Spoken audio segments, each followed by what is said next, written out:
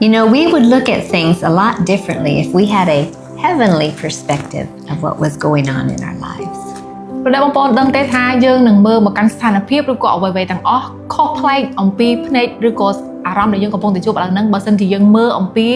កន្លែងមួយដែលខ្ពស់ប្រៀបបានទៅនឹងឋានសួគ៌មើលមកកាន់ស្ថានភាពខាងក្រោម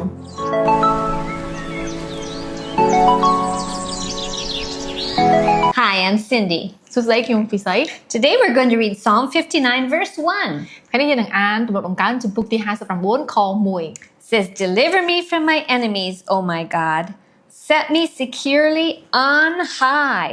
away from those who rise up against me." ព្រះនៃទូបង្គំអើយសូមរំដោះទូបង្គំ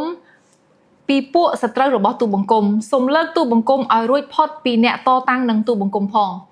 Sometimes when we're having problems, we need to remember where we're seated. លោកអ្នកបងប្អូននៅពេលដែលលោកអ្នកបងប្អូនកំពុងតែជួបស្ថានភាពណាមួយដែលលំបាកឬក៏បញ្ហាណាមួយសូមចាំកន្លែងដែលលោកអ្នកបងប្អូនកំពុងតែស្ថិតនៅឥឡូវហ្នឹង The psalmist here is writing and he's saying, "Lord, I didn't do anything wrong."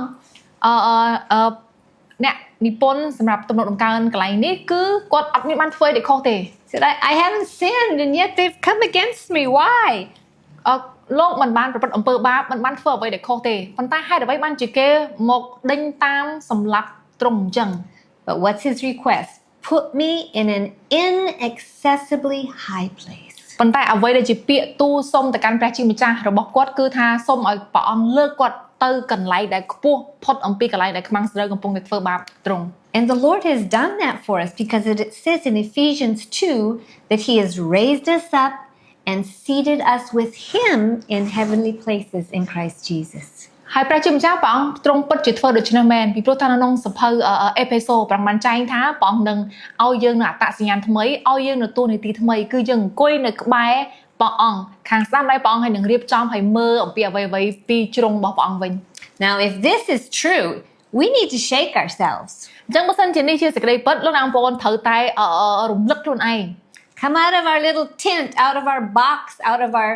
seemingly unchangeable circumstances. សូមចេញអំពីស្ថានភាពអំពីប្រអប់អំពីកលៈទេសៈដែលលោកអ្នកកំពុងតែនៅ We need a heavenly view.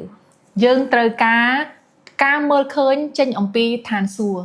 Not only can the Lord comfort us when we have problems and afflictions, មិនពេលតាមិនថាតាព្រះអង្គអាចលួងលោមយើងបាននៅពេលដែលយើងជួបបញ្ហាជួបទុក្ខលំបាក but because of our unique vantage point with Christ, ប៉ុន្តែដោយសារតែយើងនៅក្បែរព្រះគ្រីស្ទហើយយើងមើលអំពីជ្រុងរបស់ព្រះអង្គមកវិញ we can have a heavenly perspective on what is happening in our lives. យើងពិតជាអាចមើលឃើញអំពីអ្វីដែលកំពុងតែកើតឡើងក្នុងជីវិតរបស់យើងពីជ្រុងរបស់ព្រះអង្គបាន We can rise above the chatter of the enemy, យើងអាចឡើងទៅឲ្យខ្ពស់ផុតអំពីសត្រូវរបស់យើង discern his workings, ហើយមើលអំពីរបៀបដែលវាកំពុងតែរៀបចំធ្វើដើម្បីបំផ្លាញជីវិតរបស់យើង and នេះ know the plan of our Father. ហើយសូមឲ្យទុកចិត្តហើយដឹងយ៉ាងច្បាស់អំពីគម្រោងការរបស់ព្រះដែលមានសម្រាប់ជីវិតរបស់ We យើងវិញ can step forth in confidence, យើងអាចទៅបានធ្វើបានជាមួយនឹងទំនុកចិត្ត for we are seated with him in an inaccessibly high place. ដោយសារតែយើងអង្គុយនៅក្បែរព្រះរបស់យើងហើយជាកន្លែងដែលខ្ពស់មែនតើ Let's pray. តោះយើងអធិដ្ឋាន Lord, you're so good. បងឲ្យទ្រង់សែនល្អ You not only tell me to boldly come before your throne of grace when I need it, បងបានប្រាប់យើងថាយើងអាចចូលទៅកាន់ព្រះអង្គបានរាល់ពេលវេលាទៅកាន់បល្ល័ង្ករបស់ព្រះអង្គនៅពេលដែលយើងត្រូវការ but you've allowed me to even be seated with you in heavenly places. ជាបល្ល័ង្កនៃព្រះគុណហើយព្រះអង្គក៏អនុញ្ញាតឲ្យយើងអាចអង្គុយនៅក្បែរបល្ល័ង្ករបស់ព្រះអង្គបានទៀត Lord, this is hard to comprehend, yet we know it's true. បងឲ្យពិតជាលើសអំពីអ្វីដែលកូនអាចយល់បានប៉ុន្តែកូនដឹងថានេះជាសេចក្តីពិតរបស់ទ្រង់ Teach us to live out this truth. បងឲ្យសូមជួយកូនឲ្យកូនរស់នៅជីវិតជាមួយនឹងសេចក្តីពិតមួយនេះចេញមក Teach us to